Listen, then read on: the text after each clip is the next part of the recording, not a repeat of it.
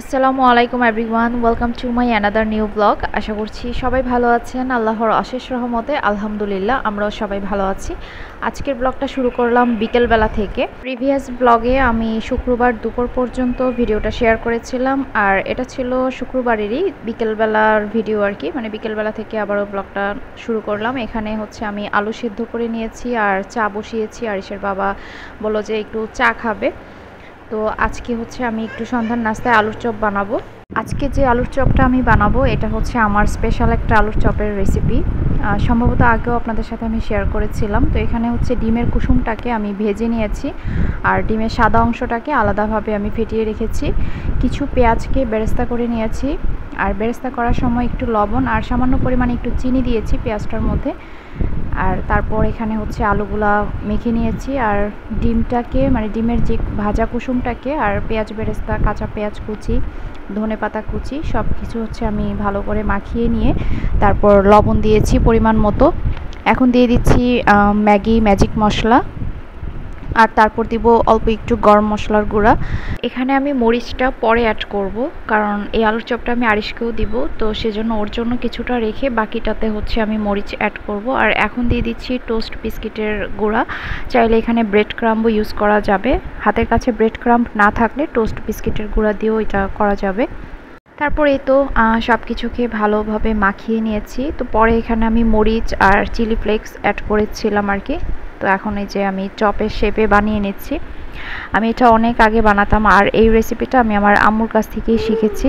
একদম ছোটোবেলা থেকেই দেখতাম আম্মু হচ্ছে রোজার সময় প্রায় সময় হচ্ছে এইভাবে আলুর চপটা বানাতো। মাঝে মাঝে বেসন কোটিং দিয়েও করতো, মাঝে মাঝে এইটাও করতো।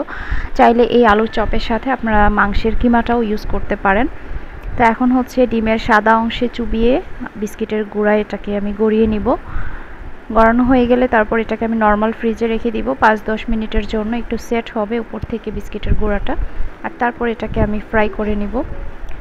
এই যে এখানে আমার সবগুলো আলুর চপ বানানো হয়ে গেছে। তো এখন হচ্ছে চপগুলোকে আমি ফ্রিজের নর্মালে রাখবো কিছুক্ষণের জন্য। এর মধ্যে মাগরিবের আজান দিয়ে দিয়েছে, আমরা হচ্ছে দুজন একসাথে মাগরিবের নামাজটা পড়ে নিলাম। আর তারপর এখন হচ্ছে ফ্রিজ থেকে চপগুলো বের করে ভেজে নিচ্ছি।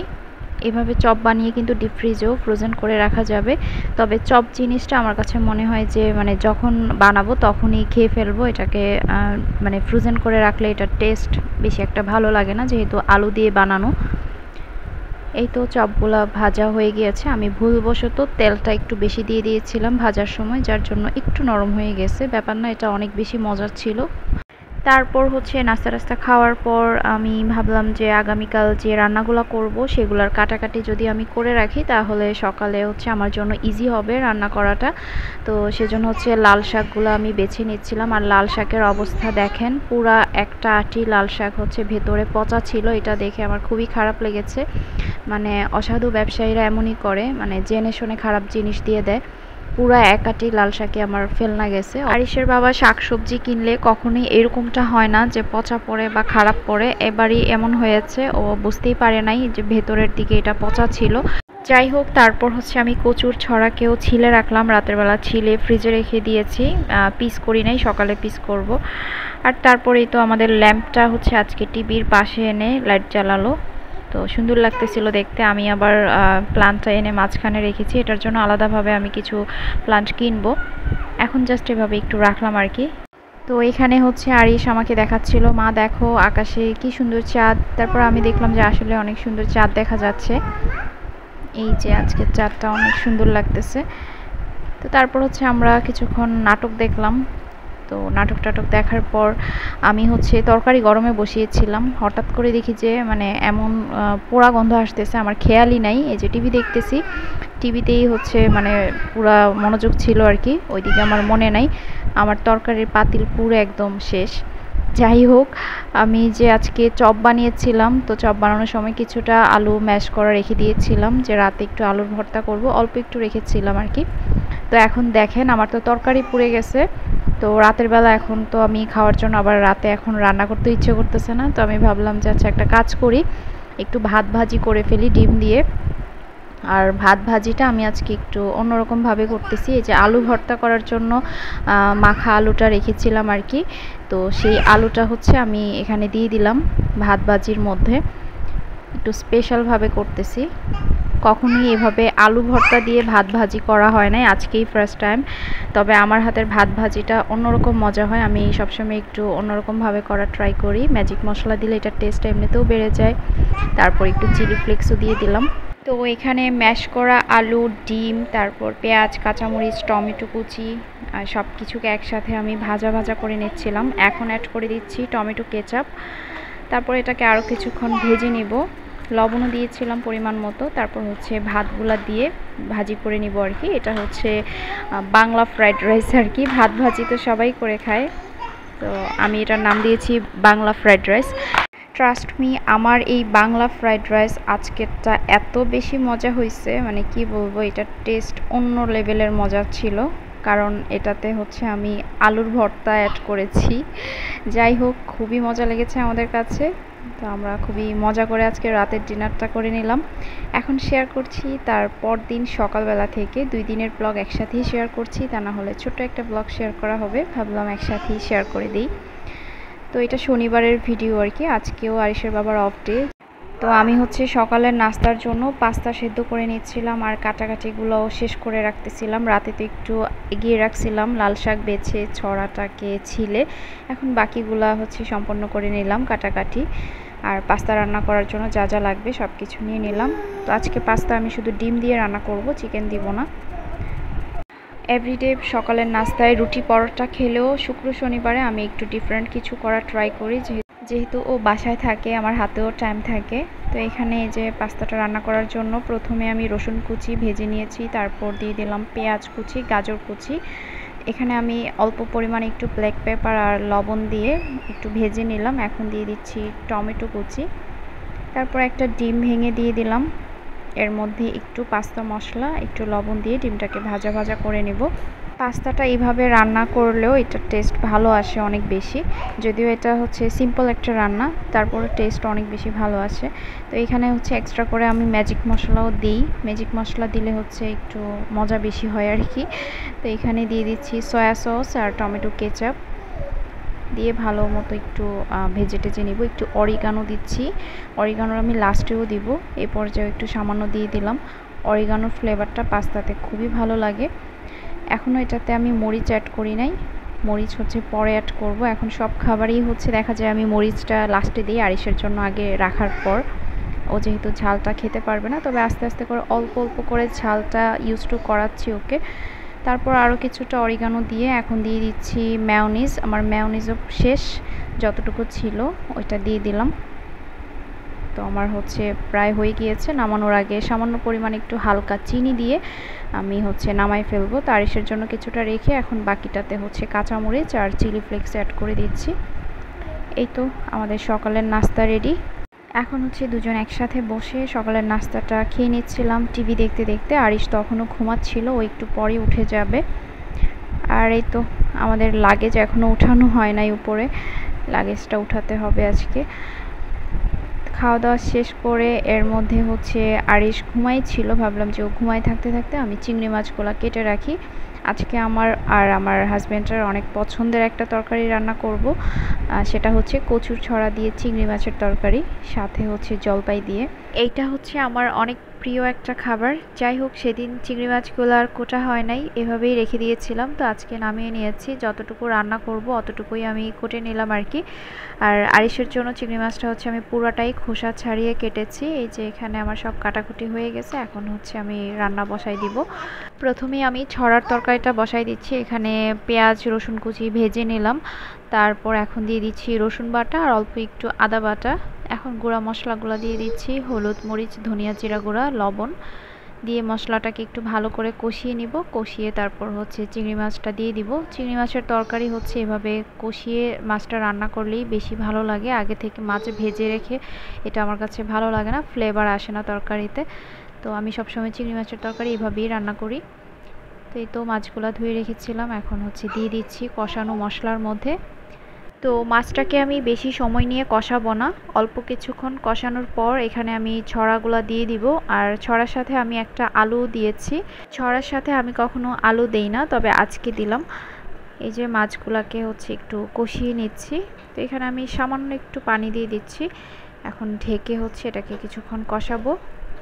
আজকে আমার কাজগুলো এলোমেলো হয়ে গেছে, সব কিছু আগে থেকে গুছিয়ে নিয়ে রান্না শুরু করি নাই, একটু এলোমেলো লেগে গেছে। যাই হোক, এদিকে রান্নাটা বসিয়ে আমি লাল শাকগুলোকে অনেক ভালো করে টাইম নিয়ে ধুয়ে নিচ্ছিলাম। শাকের মধ্যে প্রচুর পরিমাণে বালি টালি থাকে, সেজন্য শাকটা অনেক ভালো করে ধুইতে হয়। এদিকে এই যে চিংড়িগুলা কষানো হয়ে গেছে, অনেক টাইম নিয়ে কষাই নেই, অল্প সময় ধরেই কষালাম, কারণ এখন হচ্ছে সবজিটার সাথেও মাছটা কিছুক্ষণ কষাবো, সেজন্য। এই তো ছড়া আলু এগুলা দিয়ে এখন হচ্ছে আমি খুব ভালো করে এটাকে কষিয়ে নিব। কষানোর মধ্যেই আমার ছড়া আলু সেদ্ধ হয়ে গেছিলো। তো ওইটা কষানোতে দিয়ে এখন হচ্ছে আমি শাকটা ভাজি করব। তো এখানে রসুন আর পেঁয়াজ ভেজে নিয়ে তার মধ্যে আমি লাল শাকটা দিয়ে দিব, আর এখানে হচ্ছে আমি কাঁচামরিচ দিব আর লবণ দিব। এখন আসলে দিন দিন রান্নার অনেক আপডেট এসেছে বা রান্নার ধরন বদলে গেছে। তারপরও দেখা যায় যে অনেকভাবে রান্না করলেও সেই ছোটোবেলার যে রান্নাগুলা খেতাম, আম্মু রান্না করতো, ওই ছোটোবেলার রান্নার যে টেস্টগুলা ওইগুলো আর এখন পাই না। তবে আজকে আমাদের দুজনের কাছেই এই ছড়ার তরকারি আর লাল শাকটা কেন জানি অনেক বেশি মজা লেগেছে। আমরা দুপুরে খাওয়ার টাইমেই বলতেছিলাম যে মানে খাবারগুলো অন্যরকম ভালো লাগতেছে। আর শাকটাতেও মনে হয় কোনো সার দেয়া ছিল না, একদম ফ্রেশ ছিল, যদিও এক আঁটি আমার পচা গেছে, তারপরে শাকটা খুবই ভালো ছিল, ভাজিটা মজা লেগেছিল। আর এই তো এখন হচ্ছে আমি ছড়ার তরকারিতে দিয়ে দিলাম জলপাই। ছড়ার তরকারিতে একটু টক না দিলে ভালো লাগে না, কাঁচা তেঁতুল, তারপর হচ্ছে জলপাই, আমড়া, কাঁচা আম, তারপর হচ্ছে বিলেম্বু এগুলা দেয়া যায়, কারণ টক ছাড়া এই তরকারিটা জমে না। বাসায় অল্প কিছু ধনেপাতা ছিল, ধনেপাতা দিয়ে দিলাম, কাঁচামরিচ দিলাম। তো এই তো আমার ছড়া তরকারি কিন্তু রান্না হয়ে গেছে। তারপর আমি বসাই দিলাম আরিশের জন্য আজকে একটু খিচুড়ি রান্না করব। তো ওর খিচুড়িটা বসাই দিলাম, আর আমাদের ভাত বসিয়ে দিলাম আর কি। তো ওর খিচুড়ির মধ্যে হচ্ছে আমি চিংড়ি মাছ দিয়েছি, আজকে সবজি আর চিংড়ি মাছ দিয়ে খিচুড়িটা রান্না করতেছি। আর এই যে আমাদের মজাদার ছড়ার তরকারি, আর এই তো লাল শাক। তো আমি হচ্ছে রান্না করতে করতেই আমার রান্নাঘর আমি গুছিয়ে নিয়েছি, সব আধোয়াগুলা ধুয়ে যে এই পাশটাতে আমি রাখি আর কি ধোয়ার পর। এটা হাউস আর কি, এই হাউসটা আমি ইউজ করি না, কারণ এখানে হচ্ছে হাউস যদি আমি ইউজ করি নিচে অনেক পানি ছিটাটিটা পড়বে, আর আমার প্রয়োজন হয় না। আমার কিচেনের জানালা দিয়ে কিন্তু অনেক সুন্দর বাতাস আসে। কিচেনে যখন দিনের বেলা রান্না করি তেমন গরম লাগে না, বাতাস আসে অনেক সুন্দর। এদিকে ওরা বাবা ছেলে আচার খাচ্ছে, আমার বানানো আমের আচার। আরিশকে বললাম কি খাও, সে বলতেছে মা আচার খাচ্ছি, আবার লাইক দিয়ে বলতেছে মা অনেক মজা হয়েছে। আর আমার জামাই আজকে আচার খাওয়ার পর বলতেছে তুমি এত মজার আমের আচার বানালা, কিন্তু এত অল্প করে কেন বানালা? আসলে প্রথমবার ট্রাই করেছি, সেজন্য অল্প করেই বানিয়েছি। আর আজকে এই যে আমি আমার যে নুসনিগুলা এগুলা চেঞ্জ করতেছি, ওই যে গরম হাঁড়ি পাতিল ধরার নুসনিগুলো আর কি। এগুলা কিন্তু আমার আন্টির দেয়া, আমার খালামণি আমার বিয়ের পরে অনেকগুলা দিয়েছিল, অনেকগুলা বলতে অনেকগুলা। তো এইগুলা হচ্ছে আমার শ্বশুর বাড়িতে আছে আর কি। তো আমি আসার সময় 2 সেট নিয়ে আসছিলাম। তো ওইটা যেটা ইউজ করতেছিলাম শুরু থেকে, ওইটা একটু পুরনো হয়ে গেছে আর একটু ময়লা হয়ে গেছে, ওইটা হচ্ছে আজকে আমি ধুয়ে দিব। তো নতুন এক সেট নেওয়াই নিলাম। আমার আন্টি হচ্ছে এগুলা নিজের হাতে বানায়, আর দেখতেও অনেক সুন্দর হয় এগুলো। আমার আম্মুকেও অনেকগুলা করে দেয়, তো আমাকেও দিয়েছিল, আমি এগুলো এখনও ইউজ করি। তো এই যে আমার হচ্ছে কাপড় ধোয়ার পাউডার শেষ হয়ে গিয়েছিল, ওইটা নিয়ে নিলাম। আর তারপর হচ্ছে এখানে আমি গরম পানি করে গরম পানির মধ্যে ডিটারজেন্ট পাউডার দিয়ে আর পুরনো নুসনিগুলো দিয়ে দিচ্ছি। তো এগুলাকে এখন আমি কিছুক্ষণ সময় ধরে ভিজায় রাখবো, অনেকক্ষণ টাইম নিয়ে ভিজাবো, তারপর হচ্ছে ধুয়ে দিব। তেল চিটচিটে হয়ে যায়, তো গরম পানি ডিটারজেন্ট পাউডার দিয়ে ধুলে খুব ভালো পরিষ্কার হয়। এখন হ্যান্ড ওয়াশের রিফিল প্যাকটা ঢেলে নিচ্ছি। এখন এই ভিডিও দেখে অনেকে আমাকে কিপটা বলতে পারে, কারণ আমি হচ্ছে 1 প্যাকেট 2 বোতলের মধ্যে নিচ্ছি, কারণ 1 প্যাকেটে আনা হয়েছে, তো সেজন্য আমি হচ্ছে ভাগ করে দুইটাতেই নিয়ে নিচ্ছি। একটা আমার এখানে থাকে আর একটা হচ্ছে ওয়াশরুমের জন্য আর কি। তো আবার যখন নিয়ে আসবে তখন হচ্ছে আবার একদম ফিল আপ করে ফেলবো আর কি। তো বাসায় একটাই ছিল, একটাই নিয়ে নিলাম, কারণ দুইটাতেই শেষ হয়ে গেছিলো। তো আমাকে কেউ আবার কিপটা টিপটা বললেন না, আমি কিন্তু কিপটা না। তো যাই হোক, জাস্ট কিডিং। তো এখন হচ্ছে আমি একটু কাজ করব, আমার রান্নাবান্না তো শেষ। তো এখানে হচ্ছে আরিশের যে আগের মামপটটা, এটাকে এখন ময়লার ঝুড়িতে ফেলে দিলাম। ইউজ করা পুরনো জিনিস ফেলে দিলেই ভালো, ঘরের মধ্যে ময়লা জিনিস জমা রেখে কোনো লাভ নাই। তো এখন হচ্ছে নতুন মামপটটাকে আমি ভালো করে গরম পানি দিয়ে ওয়াশ করে নিব। আর এদিকে আমি জগটাকে একটু ভালো করে ক্লিন করে নিচ্ছি। জগে যদিও আমাদের পানি খাওয়া হয় না, বোতলেই পানি খাওয়া হয় বেশি। আর এখানে হচ্ছে আমি ঢাকনাগুলোকে একটু গরম পানি দিয়ে ভালো করে ধুয়ে নিচ্ছি। এগুলো আমার কিচেনে থাকে, তো একটু কেমন জানি চিটচিটে হয়ে গেছে। তো আজ এই পর্যন্তই। সবাই ভালো থাকবেন, সুস্থ থাকবেন। আল্লাহ হাফেজ।